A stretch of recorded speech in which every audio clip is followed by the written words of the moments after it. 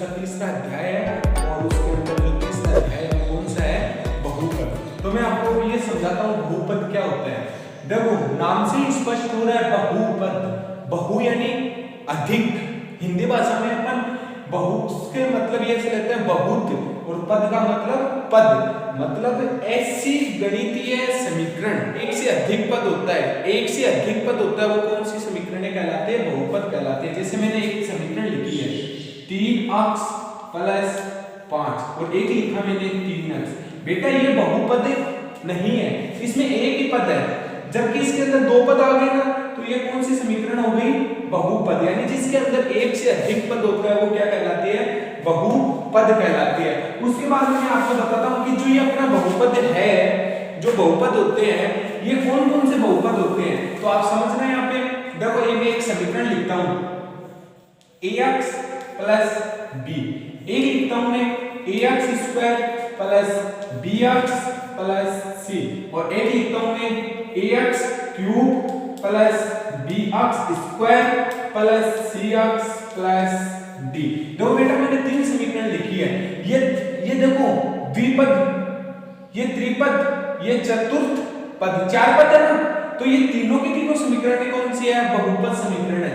इसको अपनी गणितीय भाषा में रेखीय समीकरण बोलते हैं। कौन सा, रेखीय बहुपद बोलते हैं। बेटा रेखीय बहुपद क्यों बोलते हैं, क्योंकि इसमें जैसे जैसे आप अक्ष का मान रखोगे तो अब केवल अक्ष का मान परिवर्तित होने की वजह से हमें एक स्ट्रेट लाइन प्राप्त होती है, इसलिए इसको रेखीय बहुपद बोलते हैं, क्योंकि इसका ग्राफिक निरूपण करने पे हमें एक रेखा प्राप्त होती है।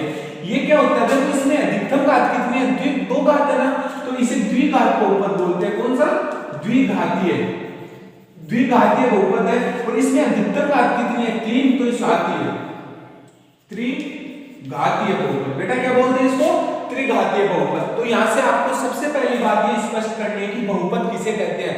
ऐसी रेखीय समीकरण जिसमें एक से अधिक पद होते हैं उसको अपन क्या बोलते हैं, बहुपद बोलते हैं। उसके बाद में जो समीकरणें होती है अपनी, जो अपने 10th क्लास में काम आएगी, वो एक तो ऐसी समीकरण होती है ax + b, इसको रेखीय बहुपद बोलते हैं, इसको द्विघातीय बहुपद बोलते हैं, इसको त्रिघातीय बहुपद बोलते हैं, उसको ऐसे इसको द्विपद बोलते हैं, इसको त्रिपद, तीन पद है, इसको चार पद होने की वजह से बहुपद होते हैं। इसके शून्यांक किसे बोलते हैं, शून्यांक।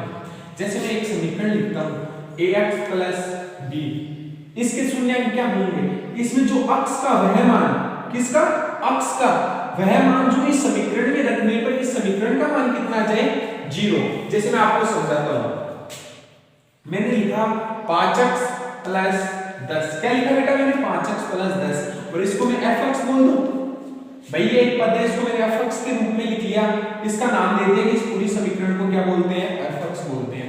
मैंने ये समीकरण लिखी, अब मैं अक्ष का वो मान यहाँ पे रखूं कि इस पूरी का मान कितना आ जाए, 0 हो जाए, वही इसका शून्यांक कहलाएगा। जैसे अक्ष बराबर मैंने -2 रखा, कितना रखा, -2, अब यहाँ रखूंगा 5 × -2, अरे गुना में तो है, तो 5 × -2 + 10।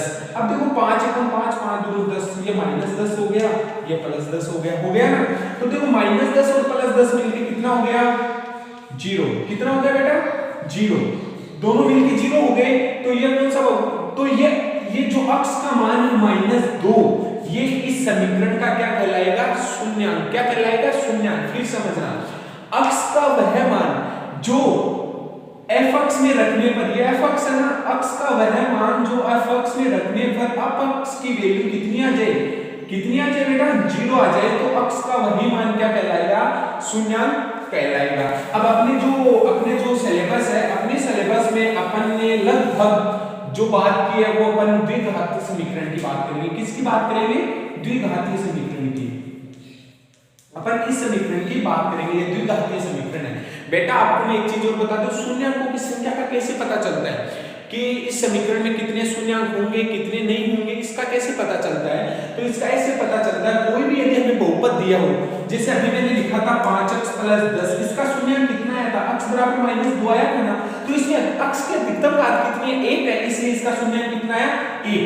अब इस प्रकार की यदि कोई समीकरण होगी, यानी इसमें x की अधिकतम घात 2 है ना, तो इसके शून्यांक भी कितने होंगे, 2 होंगे। यदि मैं इसकी घात 3 करता हूं तो इसके शून्यांक कितने हो जाएंगे, तो बेटा इसके शून्यांक कितने हो जाएंगे, 3 हो जाएंगे। कहने का मतलब अक्ष की किसी भी बहुपद में जो अक्ष की अधिकतम घात होती है उतने ही उस समीकरण के अधिकतम शून्यांक हो सकते हैं। दो तीन चीजें बेटा क्लियर होगी। चौथी चीज बताता हूं, जैसे अपन अब द्विघात समीकरण की बात करेंगे। कौन से समीकरण की? द्विघात समीकरण की, क्योंकि हमारे सिलेबस में केवल और केवल द्विघात समीकरण है। तो अपन द्विघात समीकरण की बात करते हैं। यदि कोई एक समीकरण है ax² + bx + c, ये एक द्विघात समीकरण है बेटा। फर्स्ट हो रहा है कि इसकी अधिकतम घात कितनी? 2, तो इसके शून्यांक कितने होंगे? 2। माना मैंने इसका एक शून्यांक अल्फा है, इसका एक शून्यांक कितना है? बीटा है। यहां तक कोई दिक्कत नहीं है भाई, 2 ही तो होंगे। अपन समीकरण की बात करें या संख्या की बात करेंगे तो संख्या के आधार पर सोल्व करेंगे। माना इसके दो शून्यांक, एक अल्फा है एक बीटा है। अब शून्यांकों के योगफल की बात करते हैं। यदि मैं इन दोनों को जोड़ दूं तो क्या आएगा? यदि कोई भी बहुपद होता है उसके शून्यांकों को जोड़ा जाता है तो वो -b/a होता है। कहने का मतलब शून्यांकों को यदि जोड़ेंगे तो वह अक्ष माइनस अक्ष का गुणांक बटा अक्ष स्क्वायर का गुणांक होता है। एक होता है इनको गुणा करेंगे, यदि इनको गुणा करेंगे तो अपने पास आएगा c/a, यानी अचर पद बटा अक्ष स्क्वायर का गुणांक। ये बेटा आपको स्पेशल याद रखना है। इसके अलावा एक चीज और बता दूं मैं आपको, जो अपनी जो मानक द्विघात समीकरण होती है, कौन सी? मानक द्विघात समीकरण। बेटा ये याद रखना, ये क्या होती है? ये होती है ax², क्या होती है बेटा? यूज ऐसे समझ लो, अक्ष² माइनस क्या होता है बेटा? माइनस। यहां पे होता है अल्फा प्लस बीटा अक्ष प्लस अल्फा बीटा। ये आपकी क्या होती है बेटा? मानक समीकरण होती है। के बाहर आता है अक्ष² minus a alpha plus beta. कहने का मतलब दोनों शून्यांकों का योगफल यहां पे आता है, अक्ष प्लस यहां पे क्या आता है? गुणनफल आता है, जो अपन ने यहां पे लिखा है।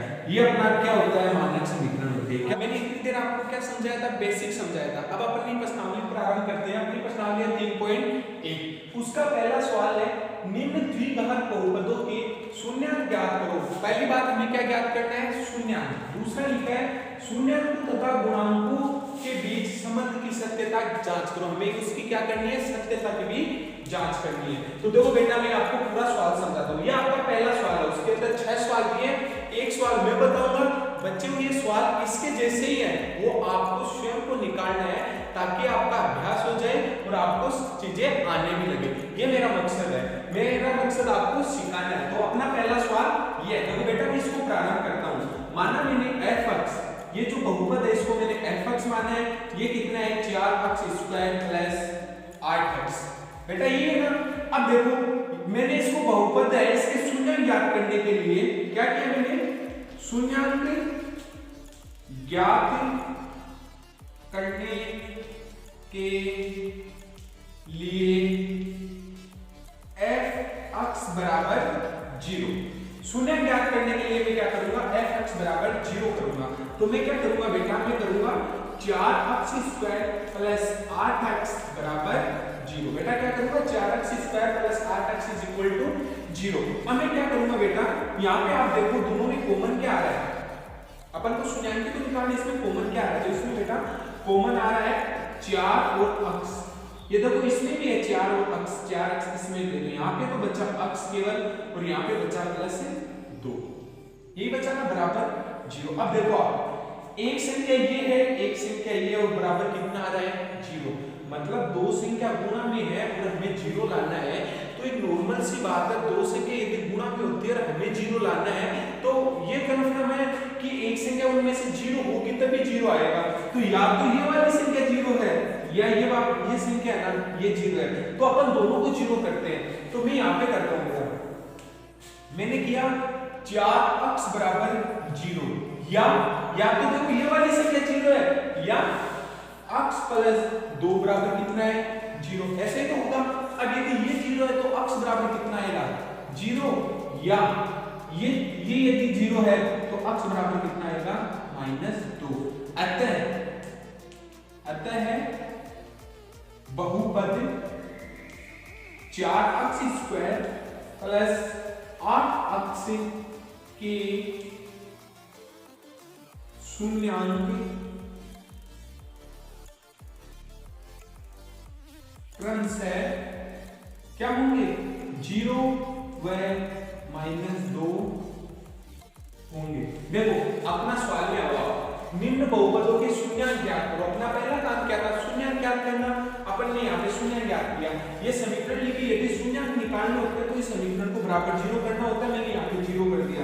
उसके बाद में इसमें से मैंने कॉमन लिया, ये आ गई, ये दोनों में से एक 0 होना था, या तो ये वाली 0 होगी या ये वाली 0 होगी। इसको 0 करेंगे तो अक्ष की वैल्यू 0 आ जाएगी, इसको 0 करेंगे तो अक्ष की वैल्यू -2 आ जाएगी। फिर अपन लिखेंगे अतः बहुपद 4x² + 8x के शून्यांक क्रमशः 0 होंगे और -2 होंगे। देखो बेटा इसकी अधिकतम घात कितनी है, 2 है ना, तो अपने पास शून्यांक कितने निकल के आए बेटा, 2 निकल के आ गई ना। तो आपको अब तो क्लियर हो गया ना, मैंने जो पहले बात बताई थी हो गया ना, अपन ने शून्यांक तो निकाल लिया। चलो आप नोट करो, फिर सत्यता की जांच करते हैं। 1 मिनट, शून्यांक निकाल लिए ना, इसके शून्यांक हमारे पास x बराबर कितने आए था, एक तो 0 आया था, एक -2 आया था ना। चलो अब अपन इसके ना शून्यांक को, अब इनकी देखो शून्यांकों तथा गुणांकों के बीच संबंध स्थापित करना। तो बेटा देखो संबंध कैसे स्थापित करेंगे, शून्यांक तो अपन ने निकाल लिए, गुणांक होते हैं कि जो इसके साथ में गुणा में जो संख्या होती है वही क्या कहलाते हैं, गुणांक कहलाते हैं। चलो करते हैं, अपन सबसे पहले लिखते हैं शून्यांकों का योग। अब आप बताओ बेटा इन दोनों शून्यांकों को अपन जोड़ेंगे तो 0 + -2 बराबर हमारे पास कितना आ जाएगा, -2 आएगा ना, आएगा ना बेटा। अब देखो यहाँ पे मैं फिर करता हूं शून्यांकों का गुणनफल। अब देखो शून्यांकों का मैंने गुणनफल किया तो कितना आएगा, 0 × -2 बराबर कितना आ गया, 0। शून्यांकों का योग ही आया, शून्यांकों का गुणनफल 0 आ गया। ये तो अपन ने शून्यांक निकाले थे उसके आधार पे आया। अब अपन गुणांक के आधार पे निकाल के देखेंगे, यदि ये आ रहा है तो अपना सवाल से करता हूं, शून्यांकों का योग। देखो बेटा शून्यांकों का योग अभी मैंने आपको सूत्र बताया था, शून्यांक क्या होते हैं, अल्फा प्लस बीटा ही तो होते हैं। और अभी थोड़ी देर पहले हमने चर्चा की थी अल्फा प्लस बीटा हमेशा कितना होता है, -b/a। इसको आप ऐसे भी लिख सकते हो, क्या लिख सकते हो इसको, इसको आप लिख सकते हो अक्ष का गुणांक बटा अक्ष स्क्वायर का गुणांक। ठीक है बेटा, अब इसको तो मैं क्या लिखूंगा, -b यही तो है, ये तो आ गया -b की वैल्यू कितनी है अपने पास 8 बटा अक्ष स्क्वायर का गुणांक 1, a कितना अपने पास 4। देखो बेटा -2 आया कि नहीं आया, 4 का 8 में भाग दोगे -2। अब देखो शून्यांकों का योग अपने पास इन गुणांकों से निकाला, ये गुणांकों से तो निकाला अपन ने, तो -b/a रखा, -2 आया कि नहीं आया, आ रहा है। और इन शून्यांकों से अपन ने इनका योग किया तो भी -2 आ रहा है। इस कहने का अर्थ ये हुआ कि यहाँ पे सत्यता सिद्ध होती है। चलो अपन गुणनफल की बात करते हैं, शून्यांकों का गुणनफल। देखो बेटा गुणनफल क्या होता है, अल्फा बीटा, और अल्फा बीटा होता है ये बराबर किसके होता है, c/a। अब देखो बेटा इसमें अपने पास c है ही नहीं, शून्य तो हुआ, तो यहाँ पे तो मैं क्या लिखूंगा 0, और यहाँ से अपने पास a कितना है 4, ये बट्टा 4। किसी भी संख्या का यदि 0 में भाग देते हैं तो कितना आता है 0। देखो बेटा गुणांकों से भी गुणनफल कितना आ रहा है 0, और शून्यांकों से भी गुणनफल कितना निकल गया है अपने पास है 0। तो अपन आप लिख सकते हैं अतः बहुपद 4x² + 8x के गुणांकों व शून्यांकों में सत्यता सिद्ध होती है। चलो बेटा ये अपना पहला सवाल क्लियर हो गया। दूसरा सवाल है एक द्विघात बहुपद ज्ञात करो। इस बार हमें बहुपद ही ज्ञात करना है जिसके शून्यांकों का योगफल का गुणनफल क्रमशः दी गई संख्या है। कहने का अर्थ है इसने इस बार हमें शून्यांकों का योगफल भी दिया है और शून्यांकों का गुणनफल भी दिया है। इसका देखो पहला सवाल है अपना ये, मैं आपको एक सवाल करूंगा, बच्चे हुए सवाल आपको स्वयं को करने में आपको लिखवा दूंगा लास्ट में, ताकि आपका अभ्यास हो सके, आप कुछ चीज ये मेरा उद्देश्य है। तो बेटा अपना पहला सवाल है -3 और 2। पहले समझो ये क्या है। ये देखो इसमें क्या दिया है, योगफल व गुणनफल क्रम से दिया है ना। तो पहले वहां पे योगफल लिखा है, इसका मतलब -3 क्या है, योगफल है। क्या किसका योगफल, शून्याङ्कों का, और 2 क्या है, शून्याङ्कों का गुणनफल। कहने का मतलब हुआ हमें अल्फा प्लस बीटा तो दिया है -3 और अल्फा बीटा शून्याङ्क है। देखो अल्फा और बीटा शून्याङ्क होते हैं ना, उनका योगफल -3 है, गुणनफल अपने पास कितना है, 2 है। ठीक है बेटा, अब इसको कैसे करना है, इसका तरीका देखते हैं। अब देखो बेटा क्या करते हैं, यदि द्विघात बहुपद के शून्याङ्क ज्ञात हो, यदि हमें शून्याङ्क ज्ञात है, जैसे हमको यहाँ पे दिया है, तो निम्न अभिष्ट समीकरण से बहुपद ज्ञात करते हैं। वो अभिष्ट समीकरण क्या होगी, वो अभिष्ट समीकरण होती है f(x) बराबर k कोष्टक x स्क्वायर माइनस यहाँ पे आता है अल्फा प्लस बीटा। कहने का मतलब शून्याङ्कों का योगफल, यहाँ पे क्या आता है, योगफल जो अपन को दिया है, प्लस यहाँ पे क्या आता है, गुणनफल। क्या आता है बेटा, गुणनफल। अपन को यहाँ पे जो मान दिया हमें इस अभिष्ट समीकरण में रखना है, रखते ही हमारे पास क्या आ जाएगा, बहुपद आ जाएगा। तो अपन यहाँ लिखेंगे प्रश्नानुसार अल्फा प्लस बीटा बराबर कितना अपने पास -3 और अल्फा बीटा अपने पास कितना है, 2। ये ना, अब ये दोनों के दोनों मान इस समीकरण में रखते हैं। तो उपरोक्त समीकरण से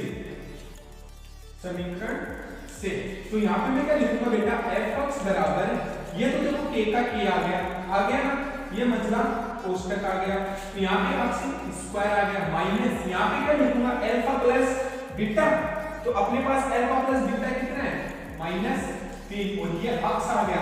उसके बाद मैं क्या लिखूंगा, अल्फा बीटा। तो बेटा देखो अपने पास अल्फा बीटा कितना है, 2, तो ये यहाँ पे 2 आ गया। समझो आप, ये जो अपन को जो ये मान दिए हुए हैं दोनों के दोनों, मैंने इस अभिष्ट समीकरण में ही रखे, केवल वहां पे रख दिया।